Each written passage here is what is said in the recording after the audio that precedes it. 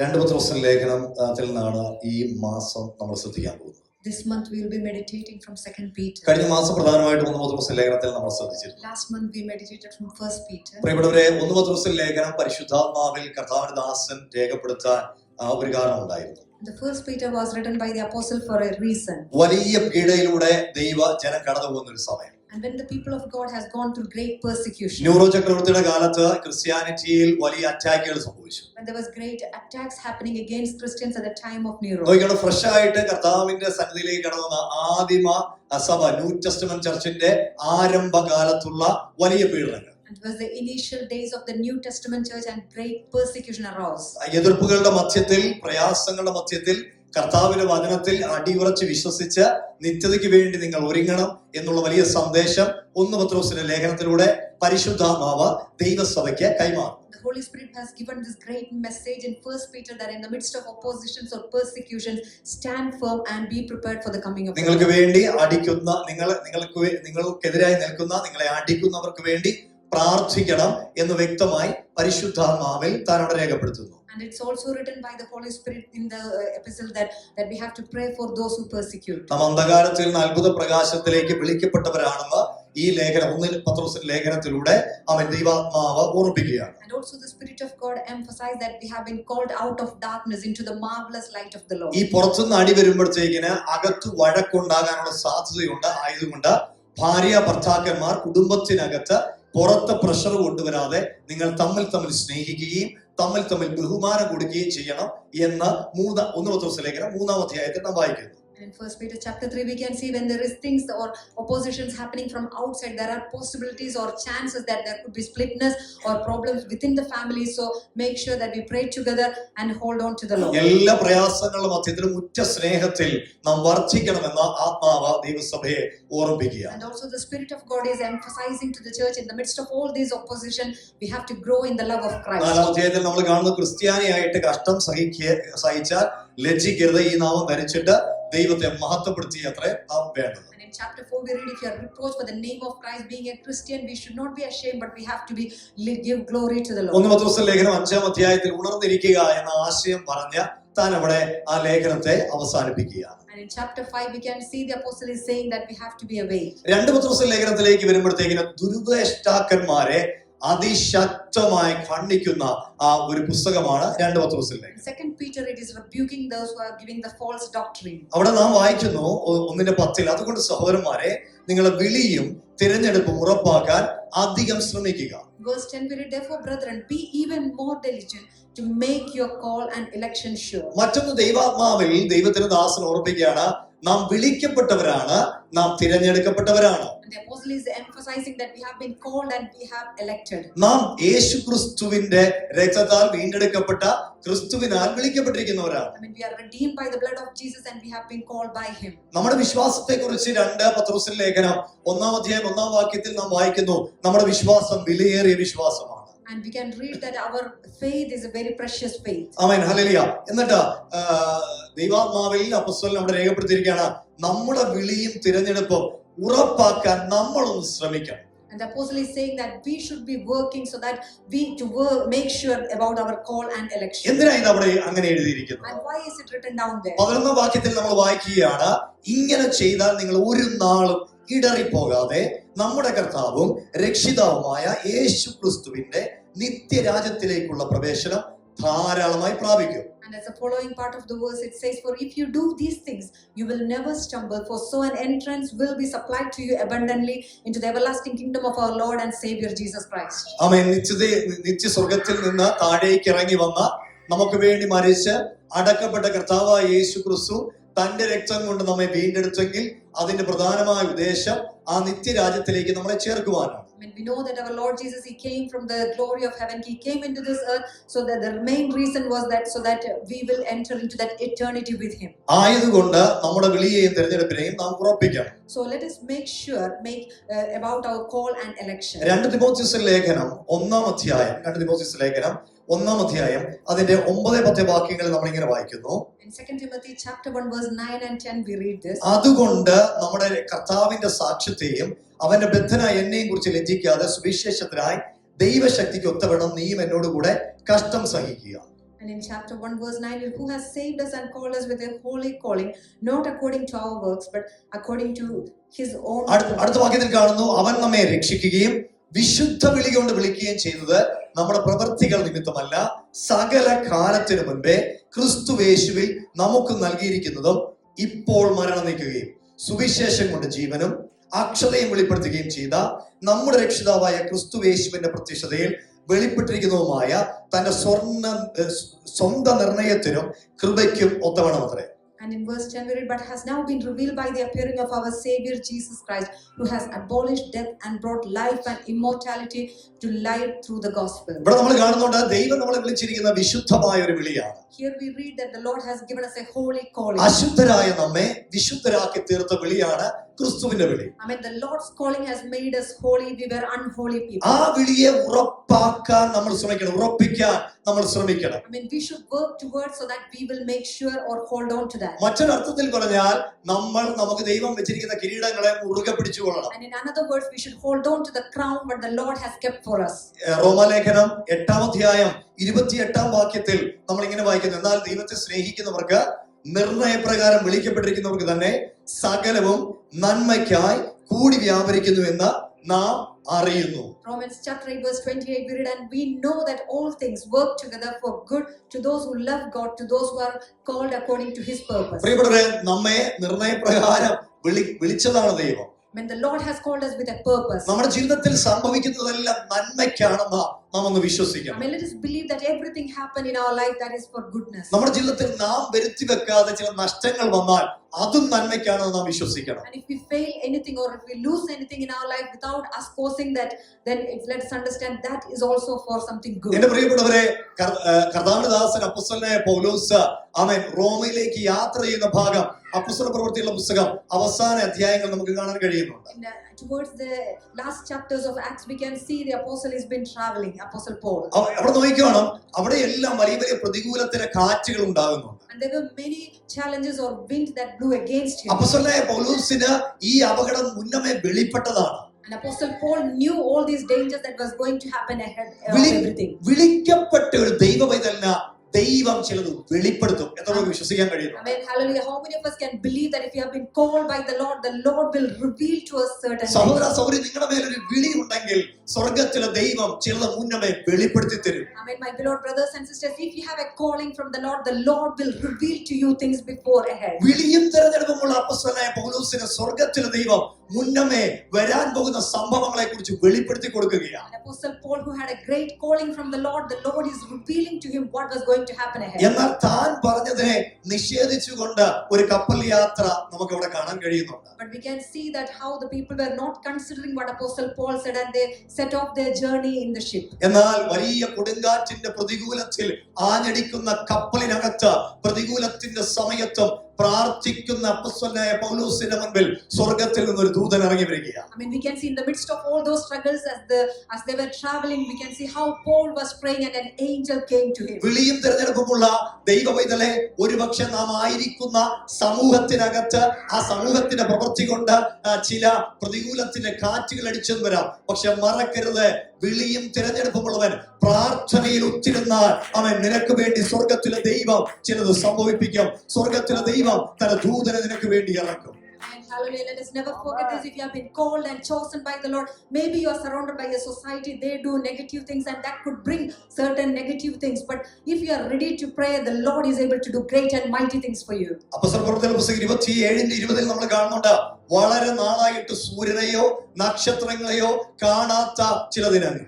And in Acts chapter 27 verse 20 we can see that they have traveled and they have neither seen sun nor stars appeared for many days. മറ്റൊരർത്ഥത്തിൽ പറഞ്ഞാൽ രാവേതാ പകലേതാന്ന് ഇവർക്ക് തിരിച്ചറിയാൻ കഴിയുന്നില്ല. In other words, they didn't know whether it was day or night. വല്ലാത്ത കൊടുങ്കാറ്റ് അടിച്ചുകൊണ്ടിരിക്കുക. And such a mighty wind that blew against them. രക്ഷപ്പെടുമെന്നുള്ള ആശ എല്ലാവർക്കും പോയി. And they have lost all their hope that they will be saved. മറ്റൊരർത്ഥത്തിൽ പറഞ്ഞാൽ ഷിപ്പിനകത്ത് മുഴുവൻ negative ആയിട്ടിരിക്കുന്ന തോട്ടുകൾ വലം വെച്ചുകൊണ്ടിരിക്കുക. ചിന്തിക്കുക. And in other words, there was negative thoughts within the ship. 200 ചില്ലുവാനം പേര് 276 പേരെന്നല്ലേ പറയുന്നത്.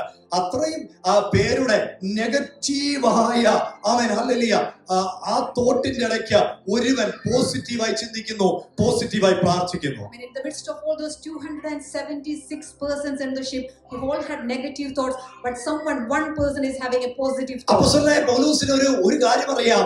Amen hallelujah.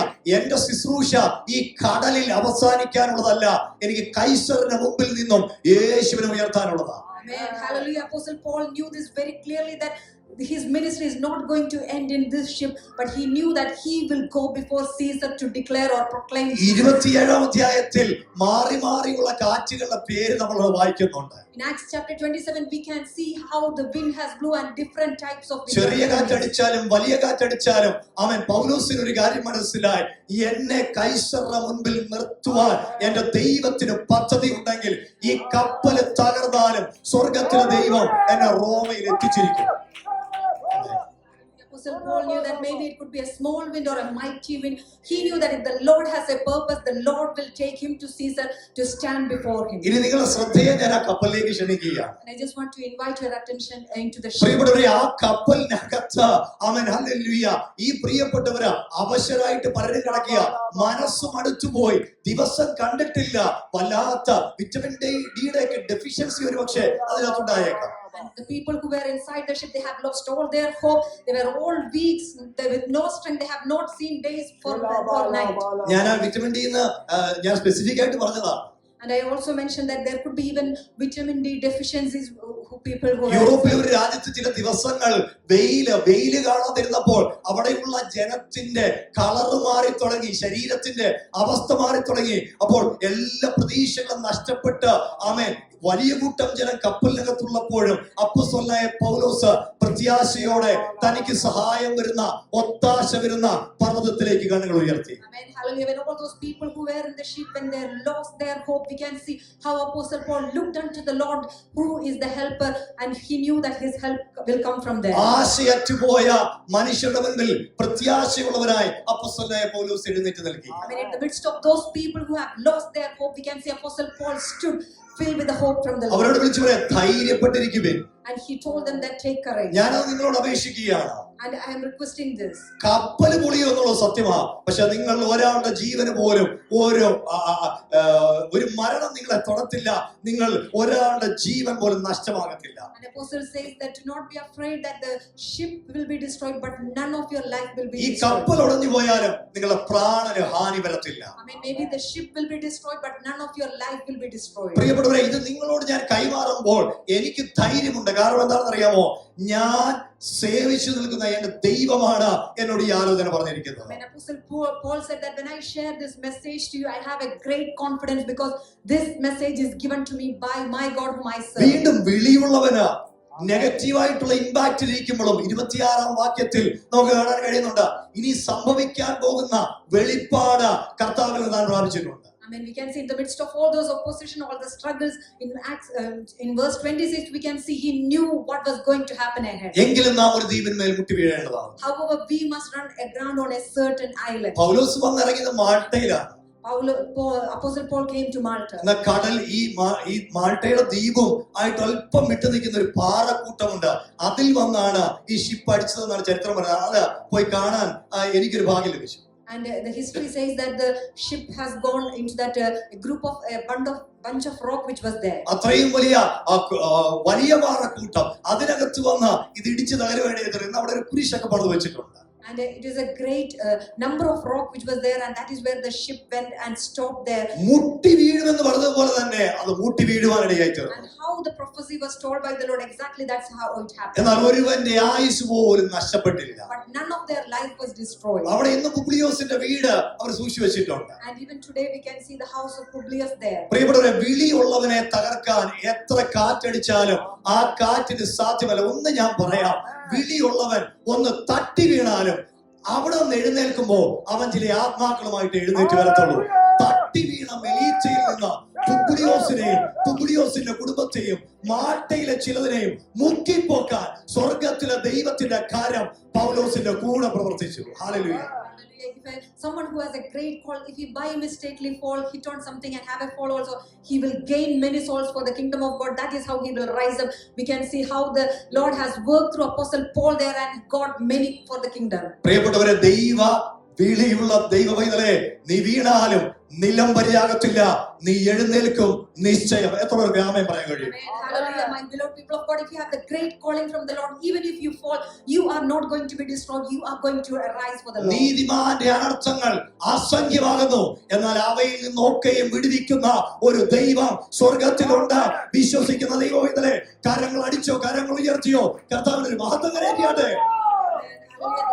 Amen. Hallelujah. There could be many dangers that a righteous one might face, but the Lord is going to lift him out of all the troubles. പ്രിയപ്പെട്ടവരെ, hallelujah. എങ്കിലും നിർണയപ്രകാരം വിളിക്കപ്പെട്ടിരിക്കുന്നവരാണ് നാം. ദൈവത്തെ സ്നേഹിക്കുന്നവർക്ക്, നിർണയപ്രകാരം വിളിക്കപ്പെട്ടിരിക്കുന്നവർക്ക് സകലവും നന്മയ്ക്കായി കൂടി വ്യാപരിക്കുന്നു. And we know that all things work together for good to those who love God, to those who are called according to his purpose. ഇത് നാം അറിയണം. Amen. Let us understand this. ഇത് അറിഞ്ഞില്ലെങ്കിൽ കാറ്റ് വരുമ്പോൾ നമ്മൾ പതറിപ്പോകും. And if we don't understand this, when we see the wind, we will be shaken. നിർണയപ്രകാരം വിളിക്കപ്പെട്ടിരിക്കുന്നവരാണ് നാം. And we have been called for his purpose. ആമേൻ. നമ്മുടെ ജീവിതത്തിൽ വരുന്നതെല്ലാം നന്മയ്ക്കാണ്. Amen. Everything that we face in our life, that is for good. അപ്പോസ്തലനായ പൗലോസ് മുട്ടി മാട്ടയിൽ വീണെങ്കിലും എഴുന്നേറ്റ് വന്നപ്പോൾ കൈ നിറയെ മത്സ്യങ്ങളുമായിട്ടാണ്. I mean, we can see how Apostle Paul went into that island. It was a shipwreck that has happened, but when he got out, he got many souls for the kingdom. കാറ്റടിപ്പിച്ച് പിശാച് ഈ അപ്പോസ്തലനെ മുക്കാൻ നോക്കിയതാ. And when the enemy has tried to bring the wind to destroy, പക്ഷേ സ്വർഗ്ഗത്തിലെ ദൈവത്തിന്റെ കരം കൂടെ ഉണ്ടായിരുന്നതുകൊണ്ട് അപ്പോസ്തലനായ പൗലോസ് float ചെയ്ത് കിടക്കുക. I mean, we can see how the God's hand was there, and that is how they were able to survive or go through. അതേ മാട്ടയിൽ അനേകരെ മുക്കിപ്പോക്കാനുള്ള ദൈവകൃപ, ദൈവ അഭിഷേകം വിളിയുള്ള അപ്പോസ്തലനായ പൗലോസിന്റെ മേലുണ്ടായിരുന്നു. And Apostle Paul had that great calling, that anointing upon him, that he was able to bring many people to salvation there. Amen. Hallelujah.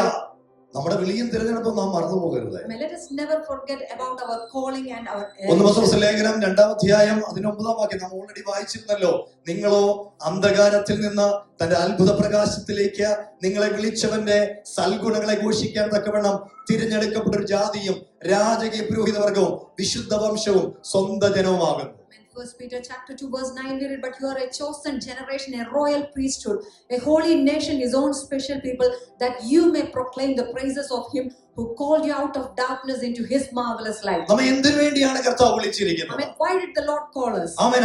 അത്ഭുത പ്രകാശത്തിലേക്ക് വിളിച്ചവന്റെ സൽഗുണങ്ങളെ ഘോഷിപ്പാനാണ്. I mean, so that we will proclaim the praises of the Lord who has called us into the marvelous light. പ്രിയപ്പെട്ടവരെ, അത് വലിയൊരു വിളിയല്ലേ? I mean, this is such a great calling. കാറ്റ് എത്ര അടിച്ചെങ്കിലും പ്രതികൂലങ്ങൾ അപ്പോസ്തലന്മാരുടെ നേരെ എത്ര ആഞ്ഞടിച്ചെങ്കിലും അവരെ സത്യസന്ധമായിട്ട് വിളിച്ച ദൈവത്തെ കുറിച്ച് മറ്റുള്ളവരോട് പറഞ്ഞുകൊണ്ടിരുന്നു. I mean, in the midst of all those wind which was against them, they proclaimed the good news about the Lord to others. സത്യത്തിൽ ഞാൻ നോക്കുമ്പോൾ ഇതൊരു പാക്കേജ് ആയിട്ടാണല്ലോ കിടക്കുന്നത്. And when I look into it, it's like a big package. Amen. Hallelujah. നോക്കിയേ, നമ്മൾ തിരഞ്ഞെടുക്കപ്പെട്ട ഒരു ജാതിയാണ്, രാജകീയ പുരോഹിത വർഗമാണ്, വിശുദ്ധ വംശമാണ്, സ്വന്തം ജനമാണ്.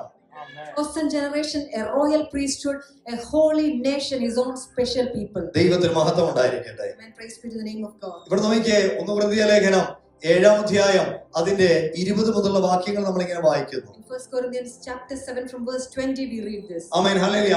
ഓരോരുത്തൻ വിളിക്കപ്പെട്ട സ്ഥിതിയിൽ തന്നെ വസിച്ചു കൊള്ളട്ടെ. Let each one remain in the same calling in which he was called. നമ്മുടെ പലരുടെയും മേൽ പലതരത്തിലുള്ള ദൈവിക വിളിയാണ്. When we have all got different callings upon our നമ്മളെ പൊതുവായിട്ട് വിളിച്ചിരിക്കുന്ന ദൈവ കുഞ്ഞുങ്ങളായിട്ടാണ്. we know that it's a common call that we are called the children of God. നമ്മളെ ആമേൻ ഹല്ലേലൂയ വ്യക്തിപരമായിട്ട് പല നിലവാരത്തിലുള്ള വിളി നമ്മുടെ മേലുണ്ടെന്ന് നമ്മൾ മനസ്സിലാക്കണം. Also let us understand we have a personal call in our life. ഓരോരുത്തരെ കർത്താവ് ഭാഗിച്ചു കൊടുത്തു. അതിന്റെ 7-ന്റെ 21-ാം വാക്യത്തിൽ കാണാൻ കഴിയുന്നു, നീ ദാസനായി വിളിക്കപ്പെട്ടുവോ വ്യസനിക്കരുത്, സ്വതന്ത്രരാകാൻ കഴിയുമെങ്കിലും അതിൽ തന്നെ ഇരുന്നു കൊള്ളുക. In verse 21 we read, where you call while a slave, do not be concerned about it, but if you can be made free, rather use it. ആമേൻ. ഹല്ലേലൂയ. ദാസനായി കർത്താവിൽ വിളിക്കപ്പെട്ടവൻ കർത്താവിൽ സ്വതന്ത്രനാകുന്നു. അങ്ങനെ തന്നെ സ്വതന്ത്രനായി വിളിക്കപ്പെട്ടവൻ ക്രിസ്തുവിന്റെ ദാസനാകുന്നു. For he who is called in the Lord while a slave is the Lord's freedman. Likewise he who is called while free is Christ's slave. നിങ്ങളെ വിലയ്ക്ക് വാങ്ങിയിരിക്കുന്നു, മനുഷ്യർക്ക് ദാസന്മാരാകുന്നു. You were bought at a price. do not become slaves അപ്പൊ of നമ്മളെ men. വിലയ്ക്ക് വാങ്ങിയിരിക്കുകയാണ് കർത്താവ്. So we have been bought by a നമ്മെ price. വിളിച്ചത് സ്വർഗമാണ്. I mean, it is heaven who has called ഈ us. ഭൂമിയിൽ നമ്മൾ നോക്കുമ്പോൾ ചിലർ ഉടമകളായിരിക്കാം, ചിലവര് ജോലി ചെയ്യുന്നവരായിരിക്കാം, അല്ലെങ്കിൽ അന്നത്തെ ഭാഷയിൽ അടിമകളായിരിക്കാം. And maybe when we look around the world, there could be masters and slaves. ജോലി സ്ഥലങ്ങളിൽ പലതരത്തിലുള്ള പോസ്റ്റുകളുണ്ട്. And in our workplace, we know there are different posts. ആ പോസ്റ്റുകൾ ദൈവമാണ് എന്നെ കൊണ്ടെത്തിച്ചതെന്ന് എത്ര പേർക്ക് വിശ്വസിക്കാൻ കഴിയും? I mean, how many of us can believe that it is the Lord who has placed us in a certain position in our നമുക്ക് workplace? തീർച്ചയായും ദൈവജനത്തിന്റെ അടിസ്ഥാനത്തിൽ ഉയരാൻ കഴിയും. And according to the word of God, we can definitely go higher. പക്ഷേ നമുക്ക് കർത്താവായ യേശുക്രിസ്തു കാണിച്ചു തന്ന ഒരു മാതൃകയുണ്ട്. But there is an example what the Lord has shown us. ഉന്നതനെങ്കിലും ദാസ്യരൂപമെടുത്ത് ഈ ഭൂമിയിലേക്ക് ഇറങ്ങി വന്ന കർത്താവ്. We know that Jesus had all the glory, but he himself made us as human and came to this പക്ഷെ earth. നാം ആരും പാപത്തിന്റെ ദാസന്മാരല്ല. But we are not slaves of sin. നമ്മെ എന്തിനു വേണ്ടിയാണ് കർത്താവ്, എങ്ങനെയാണ് കർത്താവ് വിളിച്ചിരിക്കുന്നത്, അതേ അവസ്ഥയിൽ നമുക്ക് ഇരിക്കാൻ കഴിയും. I mean, in what situation that the Lord has called us, let us be faithful there. ഇവിടെ നമുക്ക് കാണാൻ കഴിയുന്നുണ്ട്. ആമേൻ, ഹല്ലേലൂയ. അപ്പോസ്തലനായ പത്രോസിനെ ദൈവം വിളിച്ചത് യഹൂദന്മാരുടെ ഇടയിൽ വലിയ പ്രവൃത്തി അയക്കാനായിരുന്നു. And Apostle Peter has been called to do great work in the midst of Jews. ആമേൻ. അപ്പോസ്തലനായ പൗലോസിനെ ദൈവം വിളിച്ചത് ജാതികളുടെ അപ്പോസ്തലനായിട്ടായിരുന്നു. Apostle Paul has been called to be an apostle for the Gentiles. യൂറോപ്പിനെ ഷെയ്ക്ക് ചെയ്യാൻ വേണ്ടി സ്വർഗത്തിലെ ദൈവം അപ്പോസ്തലനായ പൗലോസിനെ ഉപയോഗിച്ചപ്പോൾ ഏഷ്യയിൽ, ഇന്ത്യയിലേക്ക് അപ്പോസ്തലനായ തോമസിനെ ദൈവം അയച്ചു. And Apostle Paul was used by God to bring a great move in Europe. At the same time, the Lord sent Apostle Thomas to the Asia. പ്രിയപ്പെട്ടവരെ, നമ്മുടെ എല്ലാ മേഖലയിലുള്ള വിളി വ്യത്യസ്തമായുള്ളതാണ്. I mean, we all have different calling placed upon us. അപ്പോസ്തലനായ പത്രോസിനെ ആ അപ്പോസ്തലത്വത്തിന്റെ മേഖലയിലേക്ക് കൂടി വരുമ്പോൾ മജോറിറ്റി യഹൂദന്മാരുടെ ഇടയിൽ താൻ പ്രവർത്തിച്ചെങ്കിലും ജാതികളുടെ ഇടയിലുമുള്ള ഒരു റിവൈവൽ താൻ കാണണമെന്ന് സ്വർഗ്ഗം ആഗ്രഹിച്ചു. I mean, Apostle Peter was called and he worked in the midst of Jews, but the Lord expected him to see a revival that's happening in the midst of അപ്പോസ്തലനായ Gentiles. പത്രോസിനെ സംബന്ധിച്ചിടത്തോളം, യഹൂദനായ ഈ പത്രോസിനെ സംബന്ധിച്ചിടത്തോളം ജാതികളുടെ ഇടയിലുള്ള പ്രവർത്തനം തനിക്ക് ചിന്തിക്കാൻ സാധ്യമല്ല. And Apostle Peter, who was from a Jewish background, he couldn't imagine the Lord's work happening in the midst of Gentiles. അപ്പോസ്തലപ്രവൃത്തികളുടെ പുസ്തകം 10-ാം അധ്യായത്തിൽ സ്വർഗത്തിലെ ദൈവം ഒരു ദുപ്പട്ടി ഇറക്കി തന്നോടൊരു ദൂത് പറയുമ്പോൾ അപ്പോസ്തലനായ പത്രോസ് അത് തുറന്നു പറയുന്നുണ്ട്. And Acts chapter 10, we can see when the apostle has seen a vision that a sheet coming down from heaven, he was not able to believe it. ആ ഗ്രേറ്റ് ഷീറ്റ്, ആ ദുപ്പട്ടി കാണുമ്പോൾ അതിനകത്ത് ആമേൻ ഹല്ലേലൂയ താൻ അറയ്ക്കുന്ന, യഹൂദൻ അറയ്ക്കുന്ന ഒത്തിരി ജീവികൾ ഉണ്ടായിരുന്നു. And when he saw that great sheet coming from heaven, there were many animals or things that the Jewish will not touch. എന്നാൽ കർത്താവ് വ്യക്തമായ സന്ദേശം അതിലൂടെ പത്രോസിനോട് പറഞ്ഞു കൊടുക്കുക. But we can see that the Lord very clearly spoke a great message to apostle. നോക്കിയേ, പത്രോസേ, നിന്നെ വിളിച്ചത് ഞാനാണ്. Apostle Peter, the Lord says that it's me who have നിന്നെ called you, തിരഞ്ഞെടുത്തത് ഞാനാണ്. and I have elected you. നീ ചിന്തിക്കുന്നു യഹൂദന്മാരുടെ ഇടയിൽ മാത്രമാണ് നിനക്ക് പ്രവർത്തിയെന്ന്. And you think that you only have to work in the midst of Jewish അല്ല, people. നിന്നെ വിളിച്ചപ്പോൾ തന്നെ ജാതികളുടെ ഇടയിലും ചില പ്രവൃത്തികൾ ചെയ്യാൻ വേണ്ടി ദൈവസഭയ്ക്കകത്ത് ജാതികളും കയറണമെന്നുള്ളത് എന്റെ പ്രവൃത്തിയാണ്. അങ്ങനെ ഒരു തിരഞ്ഞെടുപ്പ് കൂടി നിന്റെ മേലുണ്ട്. I mean, and the Lord says that it is when I called you, I have also got a purpose with you to work among the Gentiles, because it is my desire for the Gentiles to come to the church. നമുക്ക് കാണാൻ കഴിയുന്നുണ്ട്. അവൻ അപ്പോസ്തലനായ പത്രോസ് മീൻപിടുത്തക്കാരനാണ്, ഒരു ചെറിയ ബോട്ടുമായിട്ട് ജീവിക്കുന്നയാളാണ്. Apostle Peter was a fisherman who lives with a boat. അവൻ അപ്പോസ്തലനായ പൗലോസിനെ കുറിച്ച് ചരിത്രം പഠിക്കുമ്പോൾ മനസ്സിലാവുന്നുണ്ട്, കപ്പലുകളുടെ ഉടമയായിരുന്നു പൗലോസ്. When we read about Apostle Paul, he had many ships, he owned many ships. നമ്മൾ ഏത് ലെവലിൽ ഇരുന്നു എന്നുള്ളതല്ല ഇവിടുത്തെ വിഷയം, അല്ലെ ഏത് ലെവലിൽ ആയിരിക്കുന്നു എന്നുള്ളതല്ല വിഷയം. നമ്മളെ വിളിച്ച ദൈവം അവൻ വിശ്വസ്തനാണ്. Amen. Hallelujah. It doesn't matter what level we are in, but the Lord who has called us is a faithful God. Amen. Amen. Praise the Lord. Hallelujah. നമുക്ക് നോക്കിയാട്ടെ, ഓരോരുത്തർക്ക് അവരവരുടെ വിളിയും തിരഞ്ഞെടുപ്പും ദൈവം തന്നിരിക്കുന്നു. I mean, the Lord has placed his calling and election upon everyone. പതിനായിരക്കണക്കിന് ലക്ഷക്കണക്കിന് ജനത്തെ കർത്താവിലേക്ക് തിരിക്കാൻ വേണ്ടി ദൈവം അനേകരെ ഉപയോഗിക്കുന്നുണ്ട്. സ്തോത്രം. അവരെ അതിനുവേണ്ടി തിരഞ്ഞെടുത്ത വിളിച്ച ദൈവത്തിന് മഹത്വം. I mean, the Lord is using many people or many servants of God to bring many multitudes to the Lord, and that is their calling, is the Lord. എന്നാൽ ചില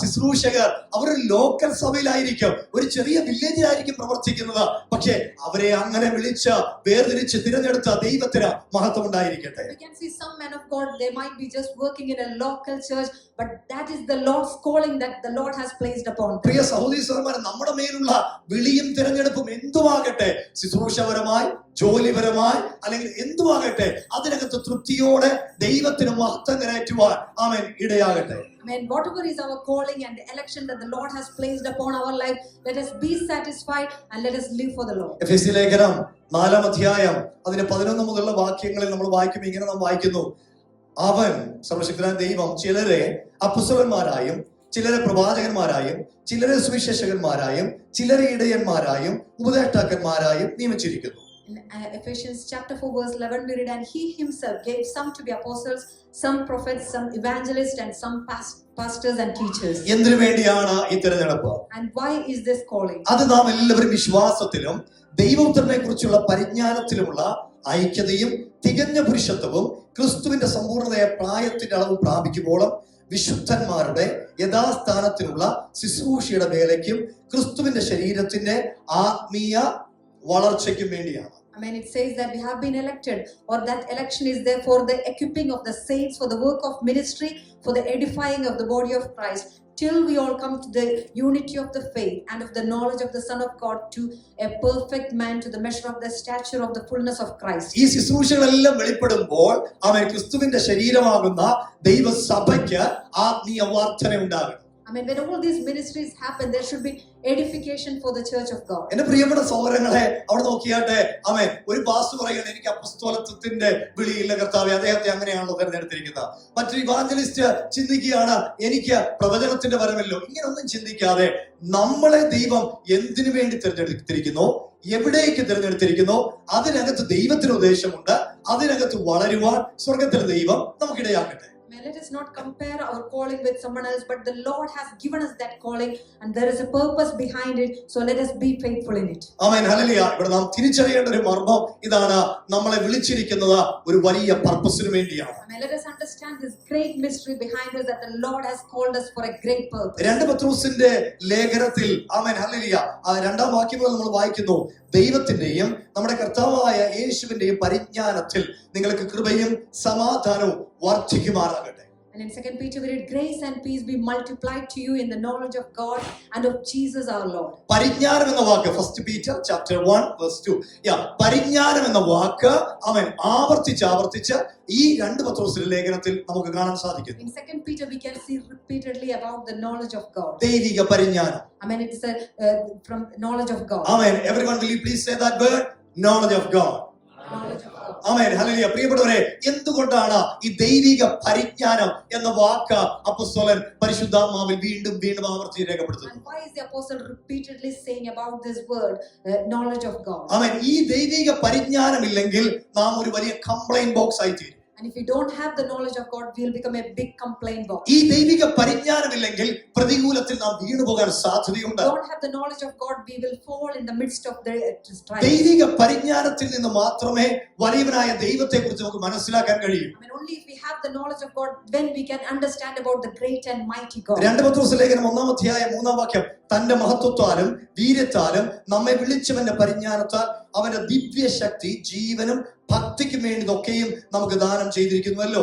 Verse 3 and 4 we read, as his divine power has given to us all things that pertain to life and godliness through the knowledge of him who called us by glory and virtue. ഈ ദൈവിക പരിജ്ഞാനത്തിൽ മാത്രമേ ദൈവം തന്നിരിക്കുന്ന വിശ്വാസം വിലയേറിയ വിശ്വാസമാണെന്നും ദൈവം തന്നിരിക്കുന്ന വാഗ്ദത്തങ്ങൾ അതിമഹത്തരമാണെന്നും നമുക്ക് മനസ്സിലാക്കാൻ സാധിക്കും. And only when we have the knowledge of God, we can see that our calling and our faith that is very great. എന്റെ പ്രിയപ്പെട്ട സഹോദരങ്ങളെ, നമ്മൾ ഈ ദിവസങ്ങൾ എത്ര പേർക്ക് പ്രാർത്ഥിക്കാൻ കഴിയും, കർത്താവേ എന്നെ ദൈവിക പരിജ്ഞാനത്താൽ നിറയ്ക്കണമേ? I mean, how many of us can pray these days, Lord, help me to increase or fill me with the knowledge of God? ദൈവിക പരിജ്ഞാനം ഉണ്ടെങ്കിൽ മാത്രമേ പ്രിയപ്പെട്ടവരെ നമുക്ക് ചില ഇടങ്ങളിൽ ബിഹേവ് ചെയ്യേണ്ട പോലെ ബിഹേവ് ചെയ്യാൻ കഴിയൂ. Only if we have the knowledge of God, we will behave in the right way in different places. അവൻ പെട്ടെന്ന് നമുക്ക് മാനുഷികമായിട്ട് പല വിഷയങ്ങൾക്ക് വേണ്ടി പ്രതികരിക്കാൻ കഴിയും. And in a human way, we can react very quickly for certain things. ദൈവിക പരിജ്ഞാനമുള്ള ഒരു ദൈവം ഇതല്ല, സ്വഭാവത്തെ അടക്കാൻ കഴിയും, സ്വയത്തെ അടക്കാൻ കഴിയും. But if we have the knowledge of God, we will be able to control our emotions and our feelings. പ്രിയപ്പെട്ടവരെ, നമ്മളിൽ ക്രൈസ്റ്റ് ഒരു ക്യാരക്ടർ എപ്പോഴും തിരയുന്നുണ്ട്. I mean, the Lord is always looking into us to see a good character. നമ്മളിൽ പകർന്നിരിക്കുന്ന അഭിഷേകം ക്യാരക്ടറിലേക്ക് build-up ചെയ്യുന്നതൂടെയാണ്. I mean, the anointing that is being poured upon us, that is also to develop a good character with us. അപ്പോസ്തല പ്രവൃത്തികളുടെ പുസ്തകത്തിൽ ഇറങ്ങിയ ദൈവിക അഭിഷേകം അപ്പോസ്തലന്മാരെ അത്ഭുതം ചെയ്യാൻ, അടയാളം ചെയ്യാൻ, വീര്യപ്രവൃത്തികൾ ചെയ്യാൻ, സത്യസുവിശേഷം വിളിച്ചു പറയാൻ അവർക്ക് പവർ കൊടുത്തു, എംപവർ ചെയ്തവരെ. And in Acts we can see when the Holy Spirit came down upon them, they were able to do great and mighty miracles, and the Holy Spirit came down to empower them. എന്റെ പ്രിയപ്പെട്ടവരെ, അപ്പോൾ നമ്മൾ ഓരോ അപ്പോസ്തല പ്രവൃത്തികളിലൂടെ വായിക്കുമ്പോൾ നമുക്ക് മനസ്സിലാക്കുന്ന ഒരു കാര്യമുണ്ട്. ആമേൻ. അവര് തമ്മിലുള്ള ആ സ്പ്ലിറ്റ്നെസ്, ആരാണ് വലിയവൻ, ഈ ആശയങ്ങൾ, സ്വയം, ഞാൻ എന്ന ഭാവങ്ങൾ ഒക്കെയും ഈ അഭിഷേകം ഇറങ്ങിയപ്പോൾ അവൻ ഉടയപ്പെടുന്നത് നമുക്ക് അവിടെ കാണാൻ കഴിയുന്നുണ്ട്. Also at the same time we can see when the anointing came into the midst of apostles, their division or the splitness, that spirit that was all destroyed from them. നാം എങ്ങനെയാണ് ഈ കുറിവാക്യം വായിച്ചു തുടങ്ങി? 2 പത്രോസ് ലേഖനം 1-ാം അധ്യായം അതിന്റെ 10-ാം വാക്യം. അതുകൊണ്ട് സഹോദരന്മാരെ, നിങ്ങളെ വിളിയും തിരഞ്ഞെടുപ്പ് ഉറപ്പാക്കുവാൻ അധികം ശ്രമിക്കണം. എന്തിനു വേണ്ടിയാണ്? And as we read from 2 Peter chapter 1 verse 10, therefore brethren, be even more diligent to make your call and election sure. യേശുക്രിസ്തുവിന്റെ നിത്യരാജ്യത്തിലേക്കുള്ള പ്രവേശനം ധാരാളമായി പ്രാപിക്കാനാണ്. So that we will be able to enter into the kingdom of our Lord and Savior Jesus. അവിടെ എല്ലാം നിറഞ്ഞു നിൽക്കുന്ന നിത്യരാജ്യം, നിത്യത എന്നൊരു വിഷയമാണ്. And we can see about the eternity and the eternal ഞാൻ കുറച്ചു മുമ്പ് ഒരു കാര്യം പറഞ്ഞിരുന്നു, ദൈവിക പരിജ്ഞാനം. And I mentioned about the knowledge of God. ഈ ദൈവിക പരിജ്ഞാനമില്ലെങ്കിൽ വേദപുസ്തകത്തിന്റെ പുറത്തു നിന്നുള്ള മാടി വിളിക്കുന്ന ചില ഉപദേശങ്ങൾ നമ്മളെ കൊണ്ടങ്ങ് പോകും. And if we don't have the knowledge of God within us, we will fall into false doctrines. ആമേൻ. നമ്മളെ ദൈവം വിളിച്ചിട്ടുണ്ടെങ്കിൽ ആ വിളിയെയും തിരഞ്ഞെടുപ്പിനെയും ഉറപ്പാക്കുന്നത് ദൈവവചന സത്യങ്ങളിലൂടെയാണ്. I mean, if the Lord has called us, that calling and election is made sure or made strong by the word of God. നമ്മളെ ദൈവം വിളിച്ചതുകൊണ്ടാണ് റോമാലേഖനം 8-ാം അധ്യായം 15 വാക്യങ്ങൾ, നിങ്ങൾ പിന്നെയും ഭയപ്പെടേണ്ടതിന് ദാസ്യത്വത്തിന്റെ ആത്മാവിനെയല്ല, നാം അബ്ബാ പിതാവേ എന്ന് വിളിക്കുന്ന പുത്രത്വത്തിന്റെ ആത്മാവിനെ അത്രേ പ്രാപിച്ചത്. And that is what we read in Romans chapter 8 verse 15, that the Lord says, for you did not receive the spirit of bondage again to fear, but you received the spirit of adoption, by whom we cry out, Abba Father. നാം യേശുക്രിസ്തുവിനാൽ വിളിക്കപ്പെട്ടിരിക്കുന്നവരാകൊണ്ട് ദൈവത്തിന്റെ ആത്മാവ് നാം മക്കളെന്ന നമ്മുടെ ആത്മാവോട് സാക്ഷ്യം പറയും. I mean, because we are called by the Lord, and the Spirit Himself bears witness with our spirit that we are the children of God. നാം മക്കളെങ്കിലോ, I mean, if we are the children of എല്ലാവരും God, പറഞ്ഞാട്ടെ, അവകാശികളുമാകുന്നു. I mean, the heirs of God. Amen, hallelujah. We all are the heirs of God. അല്ലേ? നോക്കിയേ, അവകാശികളുമാകുന്നു. I mean, and then we are heirs of God. ദൈവം നമ്മളെ വിളിച്ചതാണ്. I mean, the Lord has called us. ദൈവം വിളിച്ചതുകൊണ്ട് ദൈവത്തിന്റെ ആത്മാവ് നമ്മുടെ ആത്മാവിനോട് പറയുന്നു, നിങ്ങൾ ദൈവത്തിന്റെ മക്കളാണ്. I mean, the Spirit of God testifies or says to our spirit that we are the children of God. അങ്ങനെയാണെങ്കിൽ ആ മക്കൾക്ക് അവകാശങ്ങളുണ്ട്. So if we are the children, we have the inheritance. ആ അവകാശത്തിനെ ഉറപ്പിച്ച് വീണ്ടും പറയുകയാണ് 17-ാം വാക്യത്തിൽ, റോമൻസ് ചാപ്റ്റർ 8:17, അവൻ ദൈവത്തിന്റെ അവകാശികളും ക്രിസ്തുവിന്റെ കൂട്ടവകാശികളും തന്നെ. And if children, then heirs of God and join heirs with Christ. ഈ ലോകത്തിൽ ചില കഷ്ടങ്ങളും പ്രയാസങ്ങളിലൂടെ പോകുമ്പോഴത്തേക്കിന് മറന്നു പോകരുത്, ഒരു തേജസ് വെളിപ്പെടേണ്ടിയിരിക്കുന്നു. When we go through any sufferings in this earth, let us remember that there is a glory which will be revealed. നോക്കിയ കഷ്ടത്തിലൂടെ പോയ ദൈവസഭ, ദൈവദാസന്മാർ ഉറക്കെ പ്രഖ്യാപിക്കുകയാണ്, നമ്മിൽ 18-ാം വാക്യം, നമ്മിൽ വെളിപ്പെടാനുള്ള തേജസ് വിചാരിച്ചാൽ ഈ കാലത്തിലെ കഷ്ടങ്ങൾ സാരമില്ല എന്ന് ഞാൻ എണ്ണുന്നു. Amen. Hallelujah. The people of God who has gone through suffering, they say in verse 18, for I consider that the sufferings of this present time are not worthy to be compared with the glory which shall be revealed. നമ്മിൽ ഒരു വലിയ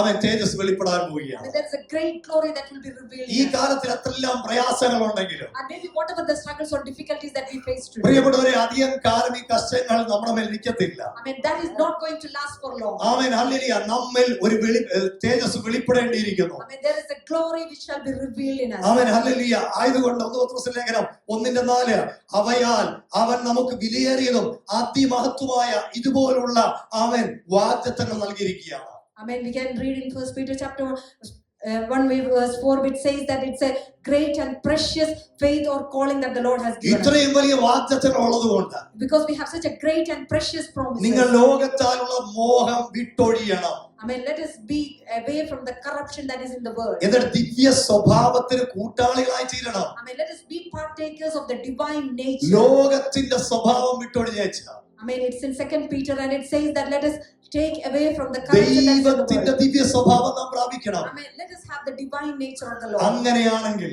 And if we do that, നമുക്ക് കർത്താവിനോട് ചേരാൻ കഴിയും. I mean, we can unite with the Lord. ഈ ലേഖനം എഴുതുമ്പോഴത്തേക്കിന് നിത്യത എന്ന വലിയ ആ പ്രത്യാശയോട് തൊട്ടടുത്താണ് ആ നിത്യതയുടെ വാതിൽ താൻ കണ്ടുകൊണ്ടെന്ന പോലെ അപ്പോസ്തലനായ പത്രോസ് എഴുതുകയാണ് അവിടെ. An apostle is writing this as seeing as if he is very near to the door of that eternity. താൻ 1-ാം അധ്യായം 13-ാം വാക്യത്തിൽ പറയുന്നുണ്ട്. That he is mentioning that in chapter 1 verse 13. നമ്മുടെ കർത്താവായ യേശുക്രിസ്തു എനിക്ക് അറിവ് തന്നതുപോലെ എന്റെ കൂടാരം പൊളിഞ്ഞു പോകുവാൻ അടുത്തിരിക്കുന്നു എന്ന് ഞാൻ അറിഞ്ഞിരിക്കുക. ഈ കൂടാരത്തിൽ ഇരിക്കുന്നിടത്തോളം നിങ്ങളെ ഓർമ്മിപ്പിച്ചുണർത്തുക യുക്തമെന്ന് വിചാരിക്കുന്നു. In 2 Peter chapter 1 verse 13, where as I think it is right, as long as I am in this tent, to stir you up, reminding of you, knowing that shortly I must put off my tent, just as our Lord Jesus Christ showed me. അപ്പോസ്തലനായ പത്രോസിന് മറ്റൊരു പ്രത്യേകതയാണ്. ഞാൻ ഇവിടെ നിർത്താൻ പോവുകയാണ്. അദ്ദേഹം പറയുകയാണ്, ഞങ്ങളിത് എന്തെങ്കിലും കെട്ടുകഥകൾ വെച്ചിട്ടില്ല എഴുതുന്നത്, ഞങ്ങൾ മഹിമ കണ്ട സാക്ഷികളായിരുന്നു. And Apostle is saying that it's not any stories that we are writing, but we were eyewitness of His Majesty. യേശുക്രിസ്തുവിന്റെ മഹിമ കണ്ട സാക്ഷിയാണ് അപ്പോസ്തലനായ പത്രോസ്. Apostle Peter has seen is the eyewitness of the majesty of the Lord. പത്രോസ് യഥാർത്ഥമായ ദൈവിക glory താമസം വിനാ കാണും എന്നുള്ള പ്രത്യാശയിൽ ഈ ലേഖനം എഴുതുകയാണ്. And as he writes this epistle, he has this great hope that he is going to see the glory of the Lord very soon. ഇന്ന് ദൈവസന്നിധിയിലിരിക്കുന്ന ദൈവമക്കളെ, I mean, my beloved people of God, when we are in the presence നിങ്ങൾ of God, പോകുന്ന കഷ്ടം എന്താ? I mean, today, what is the struggle or the suffering that you are പ്രയാസം going? എന്താ? What is the problems that you are facing? Amen, hallelujah. കർത്താവിനോട് പറഞ്ഞാട്ടെ, കർത്താവേ, ഇതിനകത്ത് പിടിച്ചു നിൽക്കാൻ എനിക്ക് അങ്ങയുടെ കൃപ വേണം. I mean, let us ask Lord, give me the grace to stand in the ഇന്ന് ഈ midst of it. തിരുവെഴുത്തുകളെ കേൾക്കുമ്പോൾ നിങ്ങളൊന്ന് ഉറച്ചാട്ടെ. ആമേൻ, ഹല്ലേലൂയ. എന്റെ വിളിയെയും തിരഞ്ഞെടുപ്പിനെയും ഒന്ന് ഉറപ്പിക്കാൻ ശ്രമിച്ചാട്ടെ. I mean, when we hear this word of God, let us understand and let us make sure and about our calling and കർത്താവായ election. യേശുക്രിസ്തു ഇങ്ങനെ പറയുവാനിടയിൽ തീർന്നു, വിളിക്കപ്പെട്ടവർ അനേകർ, തിരഞ്ഞെടുക്കപ്പെട്ടവരോ ചുരുക്കം. I mean, as the Lord said, that many are called, but only few are chosen. അനേക വിളിയുള്ള പ്രിയപ്പെട്ടവരെ, I mean, my beloved people who have been called by the നാം Lord. ആയിരിക്കണം തിരഞ്ഞെടുപ്പിന്റെ കൂടെയാണ്. But we should be along with those group വീണ്ടും പറയുന്നു, chosen. നാം എന്തിനു വേണ്ടിയാണ് And തിരഞ്ഞെടുക്കപ്പെട്ടിരിക്കുന്നത്? why have been we chosen? നാം കർത്താവിന്റെ വരവിന് വേണ്ടി, കർത്താവിനോട് യുഗായുഗം വാഴാൻ വേണ്ടി I തിരഞ്ഞെടുക്കപ്പെട്ടിരിക്കുന്നവരാണ്. mean, we have been chosen so that we will be with Him for an eternal life.